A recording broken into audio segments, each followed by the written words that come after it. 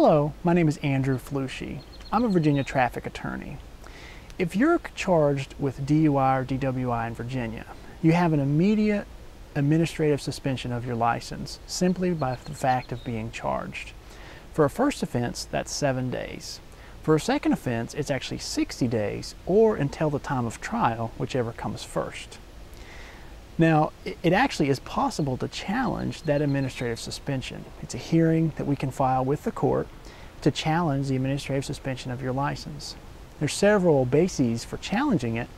On a first offense, the main argument to challenge it is that the officer didn't have reasonable suspicion to pull you over, or he didn't have probable cause to make an arrest for DUI. And that could, if we could win on one of those arguments in court, that almost could throw out the whole case. Depending on your case, you may want to talk to an attorney ASAP about whether or not the officer did have reasonable suspicion and probable cause for your case. Two separate legal issues that kind of get very complicated.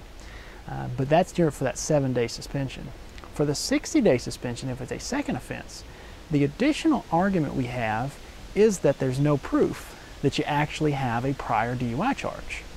So if the officer took out the charge as a second offense, and if he maybe read the record wrong and thought you had a prior DUI, but you didn't, for example, then that would be a very good case where we would want to bring a motion in front of the court to argue that it is not a second offense. It really is just a first offense case. And that could have the effect of basically ending your license suspension after only 7 days. So you could go from being suspended for 2 months to just being suspended for a week pending trial. So it can make a big difference, and it's something that you may want to talk to an attorney about sooner rather than later to see if it's something that's possible in your case.